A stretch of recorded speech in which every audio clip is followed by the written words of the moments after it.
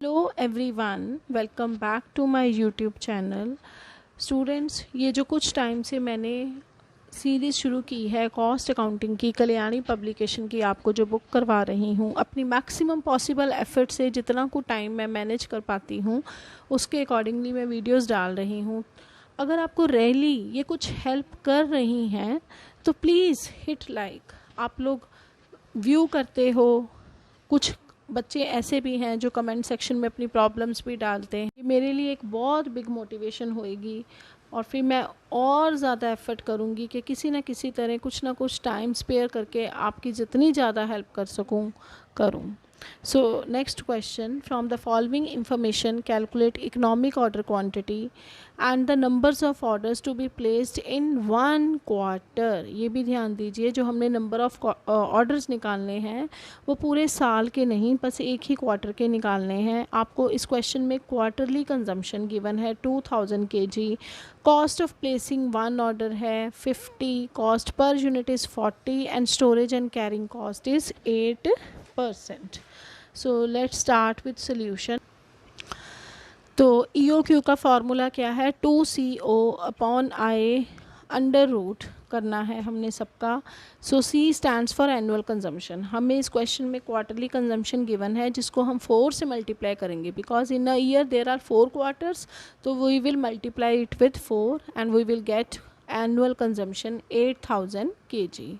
उसके बाद आपके पास है ordering cost. Per order cost पड़ती है ₹50। आई स्टैंड्स फॉर होल्डिंग और carrying cost which has to be taken per unit per annum.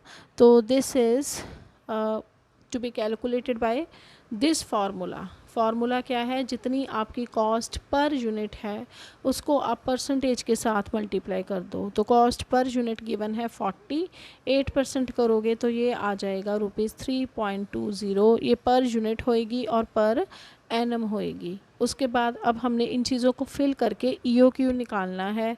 तो 2 × 8000 जो हमारी एनुअल कंजम्पशन है, ऑर्डरिंग कॉस्ट के साथ मल्टीप्लाई किया और कैरिंग कॉस्ट के साथ डिवाइड करके आपने इसका अंडर रूट करना है and this figure comes out to be 500 units. तो ये आ गया EOQ। EOQ क्या है?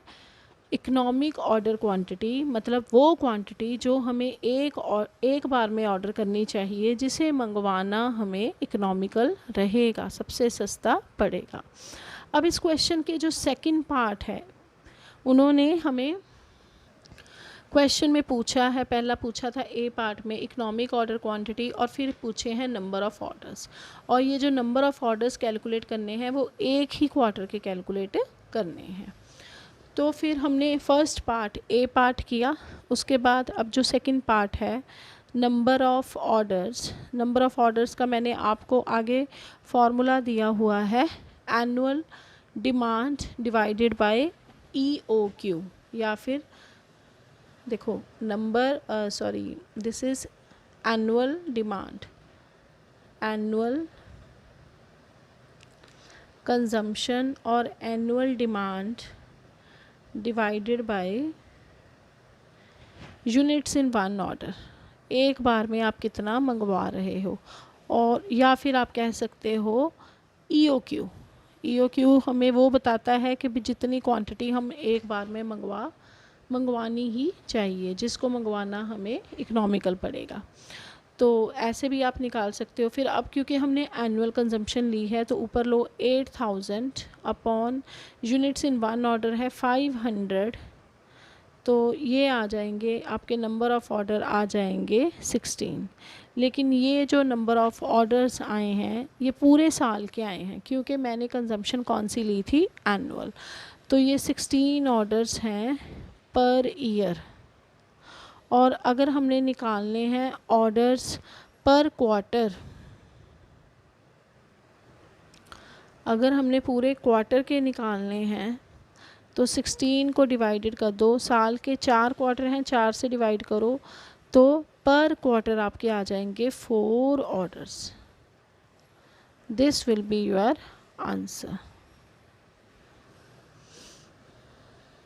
अब इसको करने का एक और फार्मूला था, आप ऐसे भी निकाल सकते हो नंबर ऑफ़ ऑर्डर्स, क्योंकि हमें पूछे गए हैं पर क्वार्टर। तो एक और काम आप क्या कर सकते हो कि आप लो ही क्वार्टरली कंजम्पशन, आप एनुअल लो ही ना, तो क्वार्टर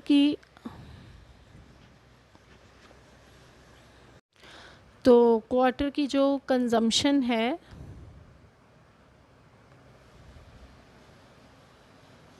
उसको आप डिवाइड कर दो यूनिट्स इन वन ऑर्डर, या फिर कह सकते हो EOQ। अब क्योंकि अभी इस क्वेश्चन में हम EOQ के अकॉर्डिंग ही ऑर्डर प्लेस कर रहे हैं, तो 2000/500, तो ये सीधा आ जाएगा 4 ऑर्डर्स जो कि हैं पर quarter.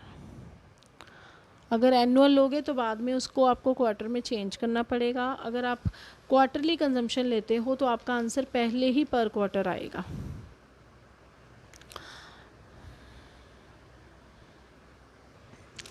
Now next question is 12th question is the annual demand for an item is 3200 units।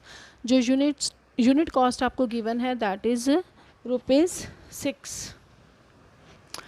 जो इन्वेंट्री कैरिंग कॉस्ट है that is 25% per annum. Cost of procurement, एक बार का ऑर्डर करने की कॉस्ट पड़ती है 150।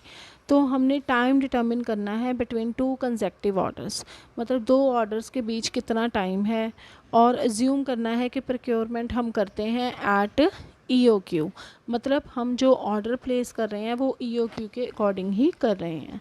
अगर ये नहीं भी दिया होता तो जिस क्वेश्चन में है ही EOQ, तो वहाँ पे आप ये मान के चलोगे कि हमारा जो ऑर्डर है वो EOQ के अकॉर्डिंग ही हो रहा है। तो बेसिकली अब इस क्वेश्चन में हमें पूछा गया है कि भी टाइम क्या है, 2 ऑर्डर्स के बीच में कितना टाइम पड़ता है, मतलब गैप कितना है उनके बीच का। तो सबसे पहले हम कैलकुलेट करेंगे EOQ दैट इज़ 2CO/I। अब आपको C एनुअल कंजम्पशन गिवन है that is 3200, cost per order given है 150, और उसके बाद I जो कैरिंग कॉस्ट गिवन है दैट इज़ 25% पर एनम है, और एक यूनिट की कॉस्ट है 6, तो उसका कर देंगे 25%। एनुअल कंजम्पशन ली, कॉस्ट पर ऑर्डर ली, और कैरिंग कॉस्ट, ये हमारी पर यूनिट कॉस्ट है, और जो परसेंटेज है वो पर एनम है, तो कैरिंग कॉस्ट हमारी सीधा ही पर यूनिट पर एनम आ जाएगी। तो इसको अब हम सॉल्व करेंगे।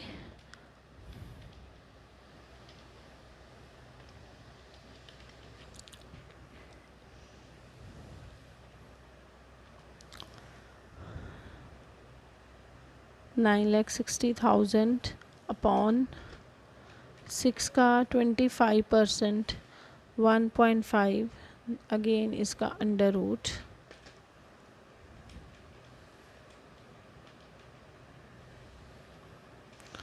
तो ये आ जाएंगे 800 यूनिट्स।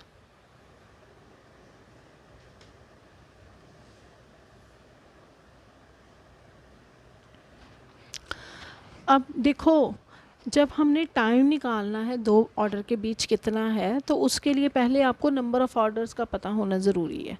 तो सबसे पहले हम निकाल लेंगे नंबर ऑफ़ ऑर्डर्स। अगेन वही फार्मूला कि जो एनुअल कंजम्पशन है उसको आप डिवाइड कर दो, क्योंकि हम अब इस क्वेश्चन में मेंशन भी है हम ऑर्डर कर रहे हैं EOQ के अकॉर्डिंग, तो EOQ से डिवाइड कर देंगे। एनुअल कंजम्पशन है 3200, EOQ है 800, तो आपके नंबर ऑफ़ ऑर्डर्स आ गए 4। अब हमने जब निकालना है टाइम बिटवीन 2 ऑर्डर्स, तो उसके लिए आपने क्या करना है कि भी अगर तो आपने आंसर डेज़ में निकालना है फिर आप ऊपर लोगे 365 डेज़। अगर आपने आंसर मंथ्स में निकालना है, फिर आप ईयर के मंथ हैं 12, तो फिर आप डिवाइड करोगे 12 के साथ। तो मैं यहाँ पे मंथ्स के अकॉर्डिंग चल रही हूँ। 12 मंथ हैं, तो जितने हमारे नंबर ऑफ़ मंथ्स हैं उन्हें नंबर ऑफ़ ऑर्डर से डिवाइड कर दो। जो भी नंबर ऑफ़ ऑर्डर्स थे आपके पूरे साल के, उनके साथ डिवाइड कर दो। तो 12/4 दैट मीन्स 3 मंथ जो है गैप होता है। एक बार जब आप ऑर्डर कर लेते हो तो अगला ऑर्डर आप 3 मंथ्स के बाद ही लगाते हो। अब जो टाइम हमने लेना है बिटवीन द ऑर्डर, उसका फार्मूला क्या होता है? अगर तो आप ऑर्डर्स निकालना चाहते हो, टाइम निकालना चाहते हो डेज़ में, तो फिर आपने ऊपर 365 डेज़ लेने हैं। अगर आप आंसर मंथ्स में निकालना चाहते हो तो क्योंकि साल में 12 मंथ्स हैं तो आपने ऊपर 12 लेना है। अब मैं अपने क्वेश्चन में 12 मंथ के अकॉर्डिंग चल रही हूँ, तो ऊपर मैंने लिए 12 मंथ, आपने उसको डिवाइड करना है कि पूरे साल में आप ऑर्डर कितनी बार करते हो। तो 12 को 4 से, नंबर ऑफ़ ऑर्डर हैं 4 से डिवाइड किया तो 3 मंथ आ गया। दैट मीन्स जब हम एक बार ऑर्डर कर देते हैं तो अगला ऑर्डर 3 मंथ्स के बाद डालते हैं। तो टाइम बिटवीन 2 ऑर्डर्स कितना है? 3 months. So this is the answer. So students, if you have any doubt you can ask me in comment section. Please like, share and subscribe. Thank you.